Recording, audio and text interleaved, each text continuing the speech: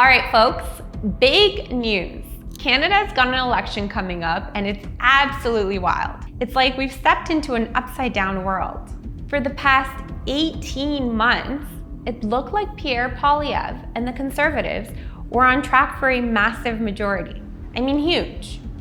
And the polls were crystal clear. Trudeau's Liberals were sinking fast, and ministers were jumping ship left and right, and all of a sudden needing more time with family. Classic move when you know you're about to lose. Liberal MP Marc Garneau is stepping down from the Quebec riding that he's represented for the past 15 years. Trudeau has announced he's stepping down as the Prime Minister of Canada and as the leader of his party. He's been in office for 9 years. For the good of the institution, of Parliament, and the enduring interest of the House of Commons, I regret to say that the Speaker must go. Mr. Poilievre, I have to name you for disregarding the authority of the chair. But I mean, now fast forward to today and boom, things have started to shift. But is it another Trump-Kamala poll situation? As for Justin Trudeau, he's gone, resigned, pushed out, whatever you want to call it, he's out. And the Liberals, I mean, I guess we're gonna have to see how this one will play out. A major moment in Canadian history. Last night over dinner, I told my kids about the decision that I'm sharing with you today. The Prime Minister, who's long resisted calls to resign, now says he'll step down. I intend to resign as party leader, as Prime Minister. And you know what's even crazier though? Carney is out here, basically stealing Poilievre's entire playbook. He's talking about axing the tax, cutting waste, strengthening the military. I mean, does all of this sound familiar? That's literally conservative policies. So let's break it down. What the heck happened? Justin Trudeau's grip over his Liberal caucus unraveled quickly in recent months, but his popularity among Canadians, polling suggests, has been in near free fall much longer than that. Canadians have had enough with him. He needed to step down a long time ago. President Donald Trump has announced he's placing a 25% tariff on auto imports. It will apply to cars, trucks, and certain auto parts and will take effect 1 week from today, which is April 3rd. Mark Carney campaigning in Windsor, the heart of Canada's auto sector, at a moment of crisis. We got to stand strong, not make big concessions. Carney started the day promising support for the auto sector, a $2 billion fund for the industry, and a pledge to create a more independent auto sector in Canada. Number one, Trudeau's gone.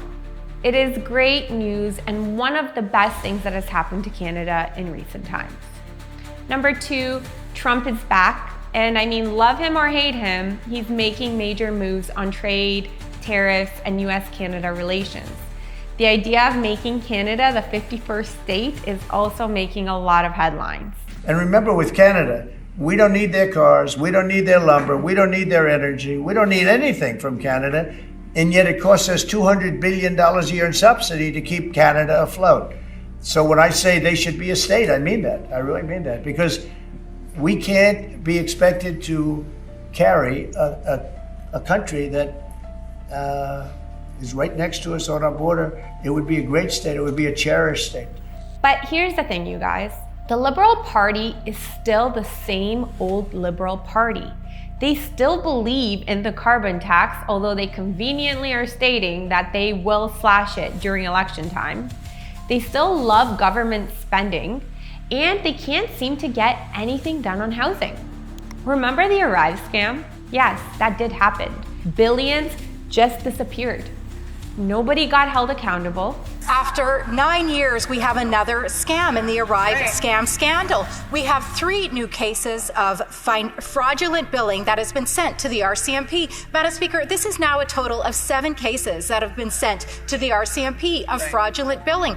Canadian taxpayers have been scammed a total of $5 million in this Arrive scam scandal fraudulent billing. So why is this government always intent on giving money to fraudsters and scamsters while Canadians are lined up at food banks? Yeah. Price of everything is going up. Everything on a truck, everything is going up. For some Canadians struggling with the high cost of living, the federal carbon tax feels like another hit. People can't afford to eat. They can't pay It ain't just on tax on gas, it's on everything. Meanwhile, Pierre Poilievre and the Conservatives are fighters. They've been laying out solid, common sense policies that actually make sense for working Canadians. But now they've got a real fight on their hands. The media is gonna prop up Carney like he's the second coming of political genius, but at the end of the day, he's still leading a party that spent 9 years making life harder for Canadians. Stand up and say, we are not Americans, we are Canadians!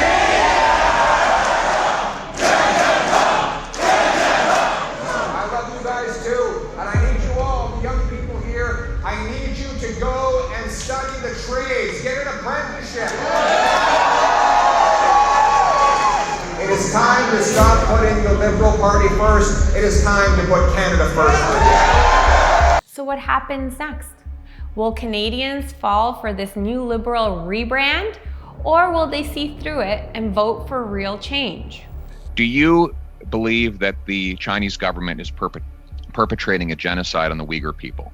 Put shareholder profits aside and just focus on humanity here for a moment. I'm focused on humanity. I spend so yes or no? time focused on humanity, which yes is or no? dedicated to my. Yes or no? I'm deeply concerned by the situation and with the yes or no? Thank you very much. Positioning Carney as the best person to take on Trump is the central strategy of the Liberal campaign, but he's yet to actually do so. The pair have not spoken since Carney became PM. The president's waiting for the outcome of the election and see who has a strong mandate from Canadians. Remember they said we had no chance? We were the underdogs. Justin Trudeau and Mark Carney and the Liberals have made Canada's economy weak. They are not strong enough to stand up to Donald Trump, and that's why we need to put Canada first for a change with a new Conservative government. One thing's for sure, this is going to be one of the wildest elections Canada has ever seen. Make sure you're paying attention. Make sure you vote. And most importantly, stay informed because this is all just getting started. If you enjoy this video and want to stay updated on the latest breaking news, make sure to like this video and subscribe to my channel. You can also hit the notification bell to stay informed on all the latest developments. Thanks for watching.